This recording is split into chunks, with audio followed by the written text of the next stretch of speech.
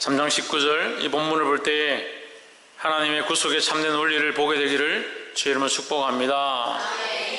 우리가 알거니와 물은 율법이 말하는 바는 율법 아래 있는 자들에게 말하는 것이니 했습니다. 율법 아래, 율법이란 것은 그 율례와 법도다. 율례와 법도. 율례와 규례와 법도다. 규칙이라는 거죠. 이 법을 어기면 죄인이 되는 거예요. 죄인은 뭡니까? 죄의 결과는 사망이다. 그러니까 율법 아래 있는 자는 모두 다 사망에 이른다. 그럼 사망에 안 이르는 사람 있으면 손 들어보세요. 사망에 안 이르는 사람 있으면 저한테 얘기를 해야지. 네. 사망에 안 이르는 사람, 안 죽을 사람 손 들어보세요. 안 죽는 사람 다 죽습니다. 다 죽으니까 우리는 어디에 있는 거예요? 율법 아래에 있는 것이다 라는 거예요. 아니 아직도 몰라요? 우리가 법 아래에 있기 때문에 죽는 거예요. 법이 없으면 왜 죽어요?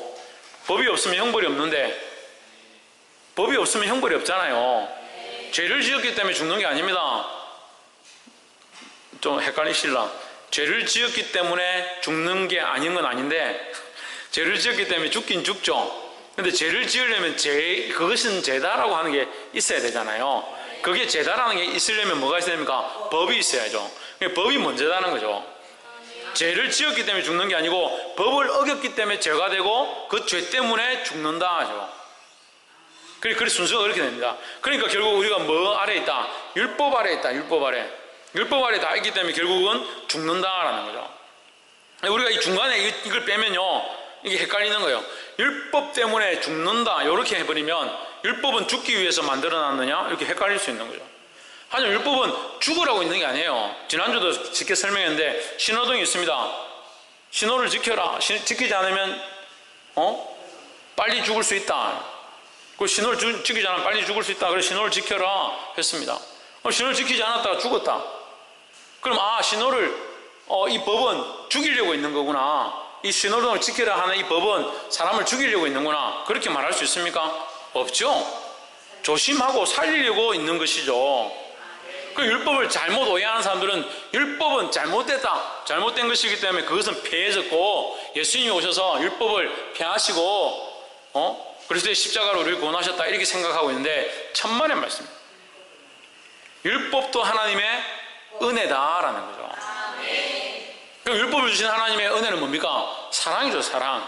그러면 구약의 율법도 하나님의 사랑이고 신약의 십자가도 하나님의 사랑이라는 거죠. 그 하나님은 우리가 이 죄를 범하며 하나님의 의를 떠나서 세상과 짝해서 살기를 원치 않으신다라는 거죠. 그래서 법을 주신 거죠. 율법이 말하는 말은 율법 아래에 있는 자들에게 말하는 것이니, 그러니까 이 세상 모든 사람들이 율법 아래에 있다 그렇게 생각하시면 돼요. 우리는 모두 다 율법 아래에 있다. 그럼 율법 아래에 있는 우리 모두에게 뭐가 말하고 있다? 율법이 말하고 있다. 그럼 거꾸로 다시 설명하면 우리는 다 뭘 지켜야 한다? 율법을 지켜야 한다. 우리는 다 율법 아래에 있기 때문에 율법을 적용당하는 자들이기 때문에 율법에 속한 자들이기 때문에 율법을 지켜야 한다라는 것이죠. 그럼 어떻게 할 수 있습니까? 우리는 율법 안 지켜도 지금 예수님 그리스도를 믿으면 구원받고 천국 가는데 이렇게 생각할 수 있는데요. 그렇지 않습니다. 우리가 율법을 지켜야 하지만 우리가 잘못하고 실수하고 율법을 어긴 모든 것들을 그리스도의 십자가로 구속하여 씻으셨을 뿐이지 율법을 안 지켜도 되는 것은 아니다라는 거죠.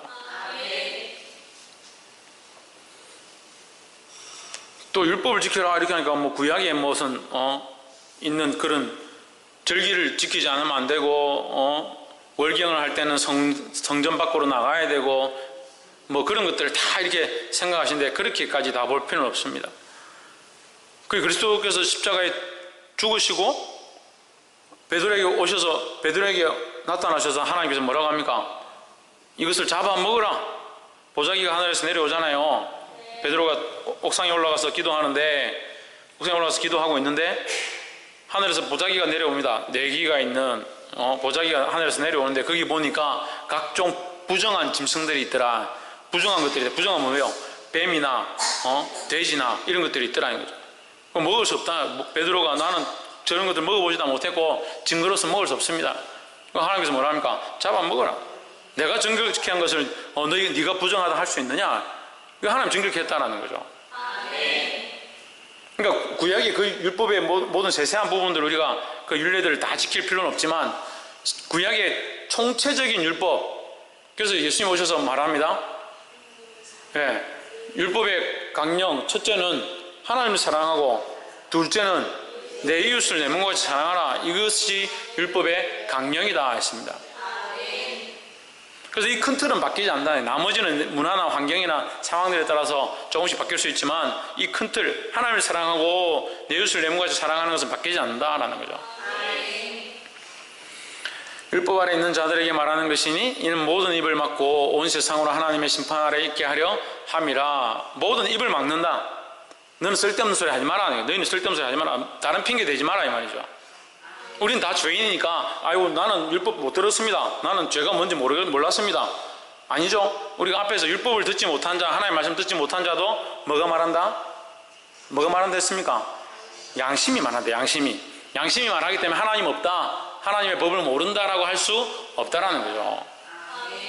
그러니까 핑계하지 말라는 거죠. 다른 소리 하지 마라. 우리는 다 어디 아래에 있다? 율법 아래에 있다라는 사실을 기억해야 된다는 거죠. 모든 입을 막고 온 세상으로 하나님의 심판 아래에 있게 하려 함이라 했습니다. 여러분, 이 말씀을 오해하면요, 하나님이 우리를 심판하기 위해서 율법을 주신 것처럼 볼 수 있습니다. 근데 제가 처음 말했죠, 율법은 하나님의 사랑의 모양이다 라는 거죠. 하나님은 우리에게 율법을 주신 것은 철저한 사랑에 의해서 주신 것이라는 사실을 기억해야 하는 겁니다. 성경을요, 하나님의 사랑으로 해석하지 않고 하나님의 아주 악뜨겁잖아, 우리를 어떻게 공격해서 지옥에 빠뜨리려 하는 자로 해석하기 시작하면 다 오리투성인 겁니다. 그러니까 에덴 동산에 왜 청년들을 만나서 면담을 해보면요, 지난주도 이제 대학생들 만나서 말씀을 나누고 해보니까 제일 큰 질문이 그거예요. 왜 하나님 에덴 동산에 선악과를 주셨냐? 그럼 하나님 왜 아담과 하와를 만들었냐는 고민 안 했나? 내가 물었어. 그러니까 하나님께서 아담과 하와를 만드셔 놓고 그럼 왜 선악과를 주셨냐? 계속 이렇게 물어보는 거죠. 하나님의 사랑으로 아담과 하와를 만드셨고 그건 안다는 거죠. 만드셨는데 선악과를 왜 주셨습니까? 왜 선악과를 괜히 줘가지고 시험에 들게 만들고 그거 먹어서 지금 우리까지 지금 다 죽게 만들었습니까? 그럼 믿기는 믿는 것 같아요. 성경 안 믿는 건 아닌 것 같아요. 선악과는 하나님의 사랑의 모양인 거예요. 우리에게 선택할 권리를 주신 거예요. 왜? 죽을 권리를 주신 게 아니라 살 수 있는, 영원히 하나님과 함께 살 수 있는 권리를 허락하신 거죠.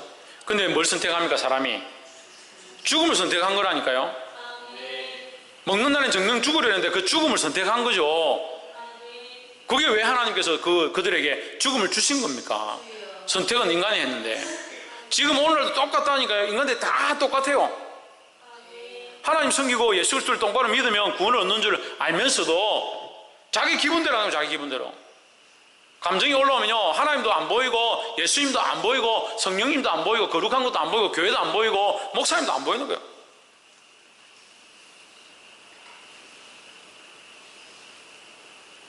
제가 제일 걱정되는 것 중에 하나가 뭐냐면요, 제가 이제 은퇴할 날이 얼마 안 남았어요. 10몇 년밖에 안 남았어요. 제가 은퇴하게 될 때에 다른 목자를 세우는 것도 힘들지만 성도들이 저한테 너무 길들여져 있어서, 길들여졌다 하면 좀 죄송한 표현이지만 제가 당연히 여러분들 섬겨야 하고 당연히 자연스럽게 어디 가면 짐을 챙기고 아이들을 챙기고 차를 버스를 운전해 다니고 어디 가는 수련회 장소나 어떻게 하는 것이나 프로그램이나 행사나 이걸 다 철저하게 제가 준비해가지고 다 하니까 원래 그런갑다. 그럼 다른 목자가 와가지고 교회를 맡다가 하려고 하면 원망불평이 얼마나 많을 것 같아요. 다른 목사님도 그렇게 안 하면, 목사님 새로 오셨는데 버스도 몰 줄 몰라, 비빔면도 할 줄 몰라, 뭐 고장났는데 집사님들 뭐 고장난 타이어 빵꾸 났다고 좀 고쳐달라는데 그것도 할 줄 몰라. 말씀 좀 쉽게 이렇게 로마서 말씀에서 좀 쉽게 이렇게 설명해 달라 하는데 그것도 잘 못해. 어떻게 할 거야? 여러분, 너무 당연하다고 생각하는 게 좀 때로는 곤란할 때가 있어요. 제가 당연하다 생각하는 건 상관이 없죠. 제가 하나님 앞에 여러분을 섬기고 사랑하고 여러분의 눈물을 흘리고 봉사하고 섬기는 게 당연하다 생각하는 거는 문제가 없죠. 근데 여러분이 당연하다 생각하면 그건 문제가 있는 거예요. 반대로 여러분이 저한테 그렇게 하는 걸 당연하다 생각해 보십시오. 제가 왜 이런 얘기를 하냐면 그런 목사님들이 많더라 이거죠. 노년에 이제 은퇴할 때가 가까웠는데 교인들 너무 철없이 가르쳐가지고 교인들 하자는 대로 다 해주고 교인들 투정 부리면 찾아가 신방 다 하고 아이고 그래 속상해서 교회를 안 오셨군요. 제가 지난주 말한 그것 때문에 지금 기분이 안 좋으시군요. 시험 들지 마십시오. 다 해줘야 되고 엉덩이 다 두드려줘야 되고 장승환 분량에 이르라고 하는데 맨날 어린아이같이 젖먹이가 돼가지고 교회를 30년 40년 다녀도 어린아이가 젖먹이에요. 입 앞에 갖다 대주고 짜가 넣어줘도 안 먹어요. 마음에 안 든다고. 그래 겨우 달래가지고 기도 한번 시키고 좀 입을 열어서 주님 앞에 부르짖어 기도하십시오. 겨우 시켜놓으면 그 다음에 또 일 생겨서 안 와. 참 답답한 노릇입니다. 답답한 노릇입니다. 그 말씀을 보는데 꼭 거꾸로 보는 거예요. 제대로 모르고. 하나님의 관점에서 보면 하나님의 관점에서 하나님의 사랑으로 선악과를 허락하셨죠. 이것을 선택하지 않고 하나님 앞에 순종하는 부분을 선택했으면 영원히 하나님 나라에 살 수 있는 거예요. 전에도 함께 나눴지만 신학교 가가지고 교수님이 설교학 하는데 저보고 설교하라 해가지고 창세기 가지고 설교하는데 하나님께서 우리에게 두 가지를 열매를 주셨다고. 선악을 알게 하는 나무와 생명나무 실과를 주셨다. 두 가지를 주셨다. 우리에게 선택하라고 허락하셨다. 우리에게 자유의지를 가지고 내가 하나님 앞에 순종하겠습니다 하면 이 선택하면 된다고. 근데 그 교수가 뭐라고 하냐면 성경에 생명나무 실과가 어디 있냐, 하나님 선악과만 두고 따먹지 말라고 하신 것밖에 없지 않냐, 이렇게 얘기하더라고요. 제가 성경 찾아서 보여줬죠. 생명나무 실과가 여기 있다고. 동산에 생명나무 실과가 있고 선악을 알게 하는 나무가 있고 두 가지가 있는 거예요. 그래서 나중에 그들이 범죄하고 쫓겨날 때 뭐라 합니까? 두루도는 하얀검을 둬가지고 그들이 우리와 같이 그 생명나무 실과를 먹고 영생할까 하노라 이렇게 말하잖아요. 하나님께서 선택하러 주신 것들 잘못 선택해요. 여러분 마음대로 할 수 있습니다. 여러분 기분대로, 여러분 하고 싶은 대로, 자기 감정대로 얼마든지 할 수 있습니다. 아니 뭐 어떻게 선택하느냐, 어떻게 선택하느냐. 본인에게 달린 거예요. 자기에게 달린 거예요. 자기 자신이 믿음으로 선택할 거냐,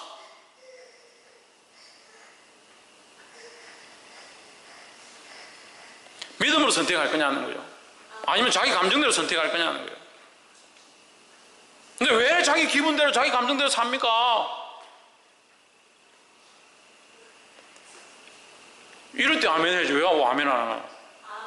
왜 자기 기분대로 자기 감정대로 삽니까?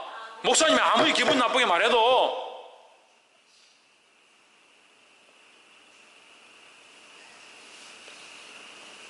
고개 못 드는 사람들은 문제 있다. 믿음으로 선택해야지. 믿음으로. 제가 여러분들한테 약속했어요. 저는 절대 말씀에서 벗어나지 않겠다. 하나님에게서 벗어나지 않겠다. 그걸 기분으로 들으면 기분이 안 좋을 수 있죠. 이 감정으로 듣는 게 아니라 말씀을 믿음으로 받는 거예요. 하나님의 말씀도 믿음으로 봐야죠. 하나님의 심판 아래 있게 하려 함이라. 하나님 심판을 하시려고 하는 게 아니라는 거예요. 그 율법 아래 있게 하신 것. 자, 이걸 보십시오. 율법 아래 다 모두 다 있다. 입을 막고 심판 아래 하신다. 이렇게 연결하면요, 율법은 심판을 위한 목적으로 있는 것 같아요.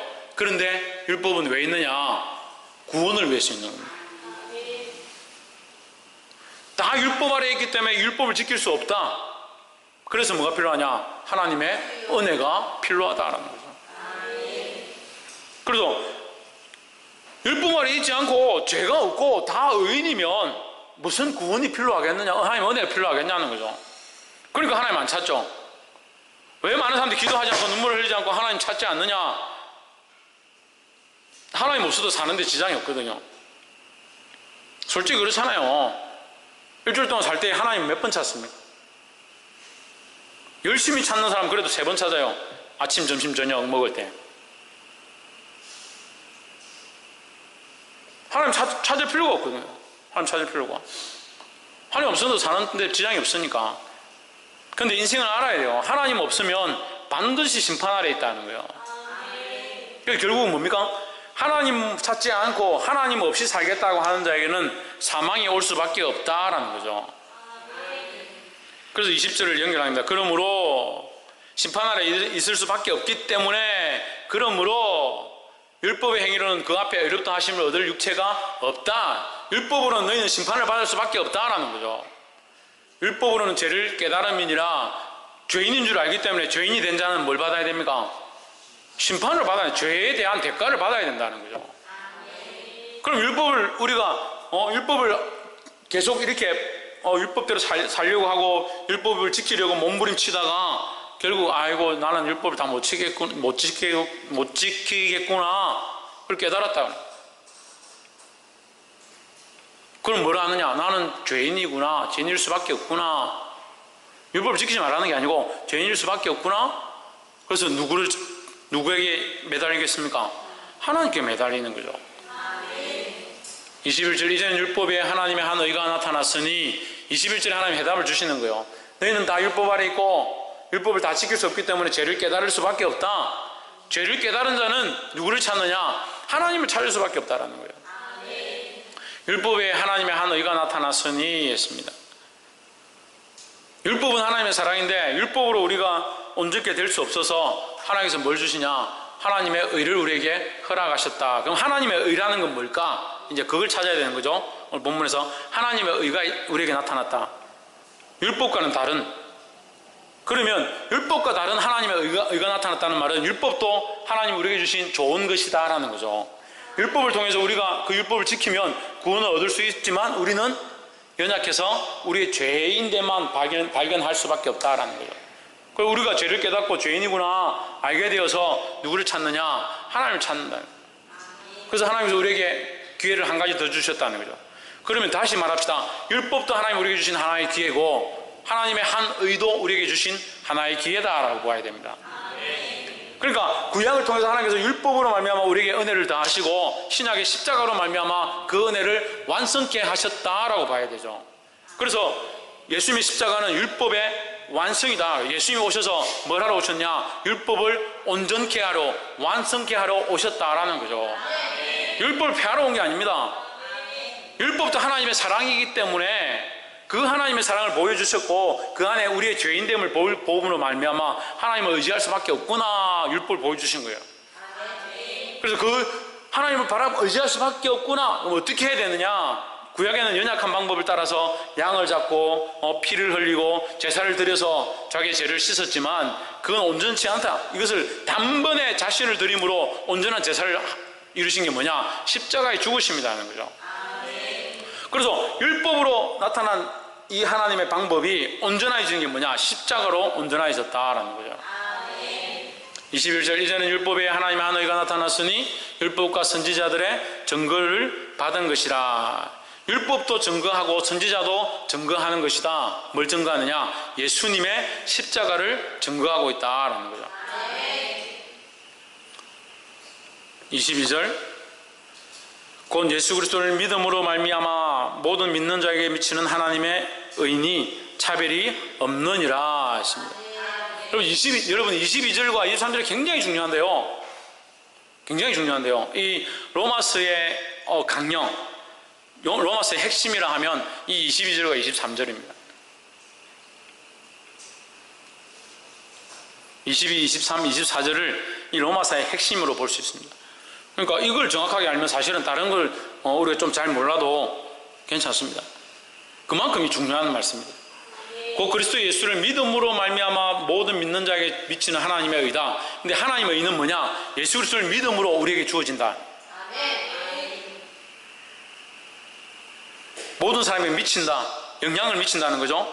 모든 사람이 하나님의 의를 입으려면 제가 더 쉽게 말할게요. 우리가 다 죄인인 줄 알았잖아요. 율법을 통해서 하나님 말씀을 통해서 이 세상에 살아가면서 양심의 찔림을 통해서 여러 가지 모양으로 우리가 뭘 보느냐? 우리는 죄인이구나. 옆에서 한번 보시죠. 우리는 죄인입니다. 의인은 없나니? 하나도 없다. 그리고 우리는 다 죄인이다. 결국 발견한 게 뭐냐? 나는 죄인이다 발견했다는 거죠. 죄인임을 발견한 우리에게 사람의 방법으로 안 되니까 하나님의 방법을 주시는 거예요. 인간은 다 죄인이니까 우리의 의가 없다. 인간의 의가 없으니까 우리의 의가 여기 있습니다. 내놓을 만한 게 없으니까 하나님이 우리에게 당신의 의를 부어주셨다는 거죠. 그 하나님의 의가 뭐냐? 예수 그리스도를 믿음으로 말미암아 주어진다는 거예요. 예수 그리스도를 믿음으로 말미암아 모든 믿는 자에게 미치는 하나님의 의다 했습니다. 그 여기 차별에 대해서 얘기하죠. 이 차별을 왜 얘기합니까? 유대인이냐 헬라이냐 누구나 관계가 없다. 이방인이나 관계가 없다라는 거예요. 누구를 믿기만 하면? 예수 그리스도를 믿기만 하면 우리에게 의롭다 함을 주신다라는 거죠. 23절에 모든 사람이 죄를 범하였음에 하나님의 영광에 이르지 못하더니 했습니다. 모든 사람이 죄를 범하였으면 하나님의 영광에 이르지 못한다. 이게 뭐예요? 우리는 다 죄인이기 때문에 하나님의 영광에 이르면 어떻게 됩니까? 구원을 받는 거죠. 구원을. 하나님의 영광에 이른다는 말은 하나님과 같이 된다라는 말이에요. 그러니까 우리는 구원을 얻는다. 모든 사람이 죄를 범하였으면 하나님의 구원에 이를 수 없더니 이렇게 되는 거예요. 그리고 우리는 모두 죄인이기 때문에 뭘 받을 수 없다? 구원을 받을 수 없다라고 해석해야 돼요. 그런데 없더니 없다라고 끝났으면 우리에게 절망인데 없더니라는 말은 뭐예요? 기회가 있다라는 거죠. 하나님의 영광에 이룰 수 없더니 24절에 그리스도 예수 안에 있는 구속으로 말미암아 어디 안에 있는? 그리스도 예수 안에 있는 구속, 속량으로 말미암아 구원하여 속죄하신 씻으신 그 은혜로 말미암아 하나님의 은혜로 값없이 어렵다 하심을 얻은 자 되었느니라. 뭘 얻었다고요? 어렵다 하심을 얻었다. 누가 인정해 주시냐? 하나님께서 우리를 어렵다 해주신다는 거죠. 어렵다 하심을 얻었으니까 우리를 칭의 어렵다고 불러주시는 거예요. 그러니까 23절에서 예수 그리스도를 믿는 자, 22절에서 예수 그리스도를 믿는 자 그에게 주시는 뭡니까? 어렵다 함이다. 그러니까 이신덕이다는 거죠. 그 믿음으로 말미암아 예수 그리스도를 믿음으로 말미암아 우리에게 어렵다 하시면 하나님이 은혜로 주신다는 거예요. 근데 주실 때 우리에게 돈을 요청하느냐 값을 요청하느냐 아니라는 거죠. 값없이 주신다라는 거죠. 그래서 이 어리석은 사람들이 자꾸 생각하는데 예수님 믿으면 구원받는다, 구원받기 위해서 예수를 믿는다, 그거는 너무 단순한 문제예요. 단순한 문제. 좀 더 명백한 것은 뭐냐? 예수 그리스도를 믿음으로 우리의 죄가 씻음을 받았다라는 거죠. 좀 더 나아가면 예수 그리스도를 믿음으로 말미암아 하나님께서 우리를 어렵다고 해주신다라는 거예요. 구원은 당연히 따라오는 거고요. 우리를 어렵다 하신 게 큰 사건이에요. 의가 없는데, 어려움이 없는데, 연약한데, 죄가 가득한데, 부족한 게 가득한데, 자기 감정에 이끌려가는 것들이 가득한데 하나님이 우리를 너는 어렵다라고 해주신 이게 놀라운 사건이라는 거예요. 세상의 어느 종교도 어떠한 방법들도 우리를 스스로 어렵다고 해줄 만한 것이 없습니다. 근데 다른 종교 그래 했으니까 넌 참 착하다, 성인이다, 선인이다 이렇게 말하지만 그건 자기들끼리 하는 거예요. 자기들끼리. 사람이 사람에게 너는 선인이다, 선한 사람이고 성인이다 라고 해준다고 해서 그 사람 자체가 성인이 되느냐? 그럴 수 없죠. 도찐개찐인데. 하나님이 우리를 향해서, 죄 없으신 하나님이 우리를 향해서 어렵다 해주시는 것이 온전한 의로움이다라는 거예요. 25절에 이 예수를 하나님이 그의 피로 인하여 믿음으로 말미암는 화목제물로 세우셨으니, 여기 이제 이걸 연결하면 이렇게 되죠. 예수를 하나님이 그의 피로 말미암는 피로서 믿음으로 말미암는 화목제물로 주셨으니, 믿음으로 말미암는, 믿음으로 화목제물을 우리에게 효력이 있다, 화목제물이 효력이 있다라는 거예요. 우리가 예수 그리스도를 믿으면 그 피가 하나님과 우리 사이에 뭐가 된다? 화목제물의 역할을 한다라는 거예요. 이는 하나님께서 길이 참으시는 중에 전에 지은 자를 간과하심이다 했습니다. 이 관과가 뭐냐? 넘어간다는 거예요. 넘어간다. 눈을 감는다라는 거예요. 하나님이 우리의 죄가 없어서 눈을 감는 것이 아니라, 우리가 깨끗해서 넘어가는 것이 아니라, 우리를 사랑하셔서 우리를 향해서 눈을 감으셨다. 넘어가셨다. 그것이 뭡니까? 그게 유월절이죠. 유월절 어린 양의 그 피를 문설주에 바를 때에 하나님의 부리시는 악령들이 와서, 악신들이 와서 각 집의 장자를 죽이는데, 장자를 심판할 때에 애굽의 집은 심판하고 이스라엘 집은 그 피를 보고 넘어갔더라. 죽이지 않고 넘어갔더라. 심판을 면했더라. 죽음을 면했더라. 그것이 관과라는 거야. 우리가 죄가 없어서 넘어간 게 아닙니다. 우리가 남들보다 의로워서, 남들보다 착해서 넘어간 게 아닙니다.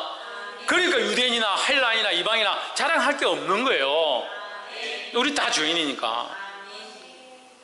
간과하심으로 자기의 의로우심을 나타내려 하심이니 했습니다. 결국 이 모든 것들이 이루어짐으로 뭐가 완성되느냐? 하나님의 의로우심이 완성된다. 이걸 또 착각하면 어떻게 생각하냐면요, 하나님 당신이 자기 스스로 자기는 퍼펙트하게, 자기는 문제가 없으려고 인간의 이불로 덮어서 넘어간 척 하셨느냐? 천만의 말씀입니다. 이걸 지금 논리적으로 설명하기에 시간이 굉장히 없는데 제가 한 번만 설명하고 넘어갈게요. 다음에 또 기회가 있으면 설명드리고. 우리 교인들이 많이 들었을 건데, 예수님의 십자가의 죽으심은 죄에 대한 문제를 스스로 지시고 죽으셨다는 거예요. 하나님은 뭘 가지고 계시냐? 공평의 저울을 가지고 계십니다. 모든 상황 가운데 공평의 저울, 하나님의 사랑과 공의의 저울을 가지고 계십니다. 이게 기울어지면 안 돼요. 이 공의는 항상 지켜져야 돼요. 그러니까 우리는 다 죄인이라서 죄에 대한 문제가 해결되지 않으면 하나님이 눈을 감을 수가 없고 간과할 수가 없는 상황이 생기는 거죠. 그래서 이 죄에 대한 문제를 누가 해결하시냐? 예수님이 십자가에 죽으심으로 죄에 대한 문제를 해결하시는 거죠. 그래서 1 빼기 1은 뭐가 됩니까? 0이 되는 거죠. 그래서 하나님의 공의가 만족해 되었다, 이 의미예요. 그래서 죄에 대한 대가를 누가 지불하셨냐? 예수님이 십자가의 피로 지불하셨다는 거죠. 이 죄에 대한 문제를 모든 믿는 자, 예수님을 믿는 자, 그 십자가를 믿는 자에게는 이 죄사함, 피값으로 화목제물이 되신 이 대가가 지불이 되는 겁니다. 그럼 뭡니까? 이 셈셈이 되죠. 그래서 뭐가 됩니까? 공평함이 이루어지는 거예요. 그래서 이 공평함이 이루어지는 걸 뭐라고 하냐? 공법, 하나님의 공법, 하나님의 공의의 법이 완성되었다라고 할 수 있는 거예요. 할렐루야. 간과하심으로 자기의 의로움을 나타내려 하심이니, 자기의 의롭다는 걸 나타내는 것이 아니라 하나님의 공의를 완성하시고자 합니다. 이렇게 이해하시면 되겠습니다. 하나님의 당신의 공의. 그럼 어떤 사람은 봐주고 어떤 사람은 안 봐주느냐? 왜 하필 그렇게 했느냐? 이렇게 말이 안 되잖아요. 그렇게 하면. 그러니까 하나님 모든 자, 믿는 자에게 믿기만 한다면 누구나 다에게 공평하게 하나님의 의로우심으로 예수님의 그 피값을 지불하셔서 화목케 하셨다, 구원하셨다, 이 일을 이룬다는 거죠. 이게 뭐다? 이게 하나님의 공의의 방법이다라는 거예요. 그럼 이걸 그냥 하나님, 니는 그냥 성리니까 봐줄게, 니는 이삭이니까 안 돼, 이렇게 하는 게 아니라는 거예요. 누구나 다에게 예수 그리스도를 믿기만 하면 그 십자가의 은혜로 이것을 넘어간다는 거죠. 그럼 하나님이 넘어갔다 하면 누가 따지겠습니까? 마귀가 따지는 거죠. 왜 죄 지은 사람 구원했느냐? 그러면 죄 없는 예수 그리스도가 이 죄 지은 자를 위하여 대신 피값을 지불했지 않느냐? 그러니까 이 죄에 대한 대가는 지불했으니까 네가 이것을 따질 수 없다, 정죄할 수 없다. 그래서 우리는 정죄함이 없다라는 거죠. 할렐루야. 그래서 생명의 성령의 법이 우리에게 가능한 거예요. 그냥 아무 이유 없이 그냥 생명의 성령의 법이 이게 아니에요. 이게 아니에요. 하나님께서 이 철저한 하나님의 공법이, 공의의 법이 이것이 맞아졌기 때문에 영적 세계에서 이것을 따질 수 없고 신랑할 수 없고 이것을 문제 삼을 수 없다라는 거예요. 할렐루야. 그래서 더 여기서 우리가 보아야 될 죄를 간과하십니다. 간과하신, 제가 뭐라 했습니까? 넘어간다. 눈을 감았다니, 눈을 감았다. 예수님이 십자가에서 죽으시잖아요. 십자가에 돌아가실 때 예수님이 마지막에 하나님을 향해서 뭐라고 합니까? 아버지여, 어찌해 나를 버리십니까? 엘리 엘리 라마 사박다니, 이렇게 하죠. 엘리 엘리 라마 사박다니. 나의 하나님 어찌하여 나를 버리십니까? 하나님, 우리가 공부하고 이거 신학적으로 배우고 성경 공부 열심히 하고 했는데 하나님과 예수님이 삼위일체인데 어떻게 이게 찢어질 수 있느냐? 하나님 버리시는 거예요. 예수님이 버리신 거예요. 예수님에 대하여 눈을 감으시는 겁니다. 왜 눈을 감으시냐? 그 십자가 상의 예수님을 죄인으로 죽을 수밖에 없었기 때문에 인류의 모든 죄를 예수님에게 전가시키시고 그가 그 죄를 다 짊어진 상태에 양이 목베임을 당하고 가죽이 벗겨지는 그 피 흘리는 장면이 그 어린 양 대신 예수님의 그 십자가 상에서 그 예수님께 모든 죄가 전가되었기 때문에 지금 그 상황에 예수님은 성자이신 예수 그리스도가 아니고 모든 인류의 죄를 대신 짊어진 어린 양의 모습 가운데 있는 거예요. 그러니까 그 죄에 대하여 하나님이 눈을 돌릴 수밖에 없는 그런 상황이 된 거예요. 그래서 마지막에 그 엘리엘이 라마 사박다니 할 때 그 죄에 대한 대가를 예수님이 지불하시고 다 이루었다 이렇게 하는 거예요. 할렐루야. 그러니까 우리의 모든 죄, 우리가 앞으로 지을 모든 죄, 이전에도 지었던 모든 죄는 결국 어디에 있느냐? 십자가에 있는 겁니다. 십자가에 있기 때문에 그것을 믿으면 그 십자가의 피로 씻음을 받고 그걸 믿지 않으면 여전히 그 죄가 그대로 있는 거예요. 보게 되기를 소망합니다. 26절에 곧 이때 자기의 의로우심을 나타내사 자기도 의로우시며 또한 예수 믿는 자를 의롭다 하려 하심이니라 하십니다. 하나님의 의로우심으로 우리를 의롭다 하신다 하는 거예요. 하나님이 죄가 있는데 우리에게 의롭다 할 수가 없죠. 하나님은 의로우시니까 우리를 의롭다 할 수 있는 거죠. 하나님의 그 공법이 완전히 완성되었기 때문에 누구도 힐난하거나 정죄할 수 없다는 거죠. 그 마귀는 뭐합니까?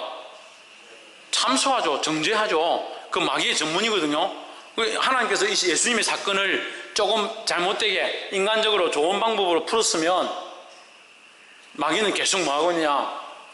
그 정죄하고 참소하고 저거 구원 못 받는다, 저 죄인이다, 안 된다, 계속 그 얘기하고 있죠. 십자가의 사건은 가짜다, 계속 그 얘기하고 있겠죠. 하지만 하나님도 의로우시고 하나님이 공의의 공법을 완성하시고 예수 믿는 자를 의롭다 한다는 거예요. 37절 그런 적 자랑할 때가 어디냐? 27절 자랑할 때가 어디냐? 있을 수가 없느니라. 왜 자랑할 수 없습니까?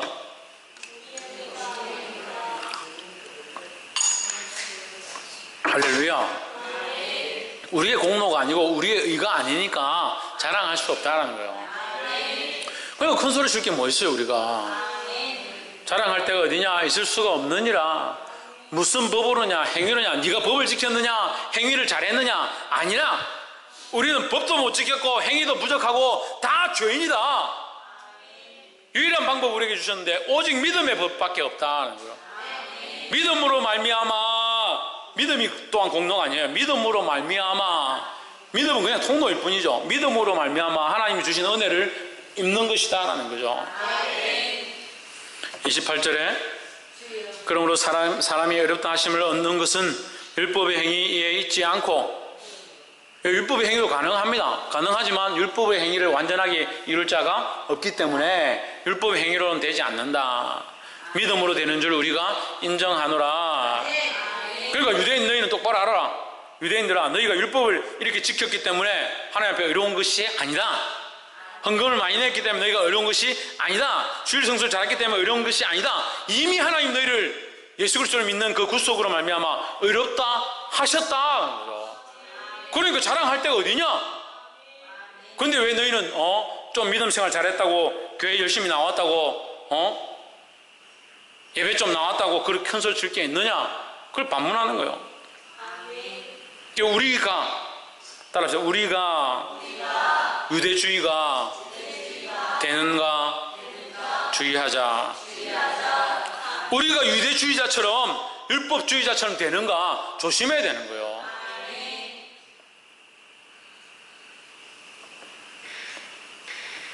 이 모나들은 어쩔 수 없고 깨닫기를 소망합니다. 믿음으로 되는 줄 우리가 인정하노라. 29절 하나님은 다만 유대인의 하나님이냐? 아니다. 또한 이방인의 하나님도 아니시냐? 그렇다 이 말이죠. 유대인의 하나님만 되는 게 아니라 이방인의 하나님도 된다. 진실로 이방인의 하나님도 되시느니라. 그러니까 여기 하나님 도라는 게 중요해요. 유대인의 하나님은 아니다 이 말이 아니라 유대인의 하나님도 되고 이방인의 하나님도 되느니라 이 말이에요. 할렐루야. 그러니까 누구나 다에게 하나님이시다라는 겁니다. 30절 할례자도 믿음으로 말미암아 또는 무할례자도 믿음으로 말미암아 이렇다 하실 하나님은 한 분이시니라. 이 말도 똑같은 얘기예요. 할례자도 믿음으로 말미암아 이렇다 함을 얻는다. 무할례자도 믿음으로 말미암아 이렇다 함을 얻는다. 그러니까 유대인도 헬라인도 이방인도 할례자도 무할례자도 믿음으로 말미암아 하나님 주시는 의를 입을 수 있다 이 말이죠. 31절 그런즉 우리가 믿음으로 말미암아 율법을 파기하느냐? 그럼 우리가 믿음으로 말미암아 헬라인이든 이방인이든 할례자든 무할례자든 다 의롭다 함을 입으면 율법을 지킬 필요가 없느냐? 아니다는 거죠. 율법을 파기하느냐? 그렇지 않다라는 거죠. 그럴 수 없느니라. 도리어 율법을 굳게 세우느니라. 왜 그렇습니까? 자, 이건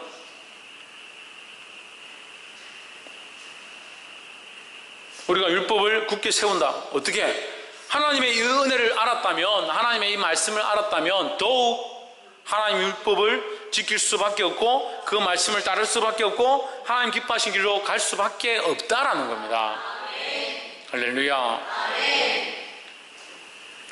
오늘 이 거룩한 말씀 깨달은 대로 하나님 앞에 순종하고 살게 되기를 주의 이름으로 축복합니다.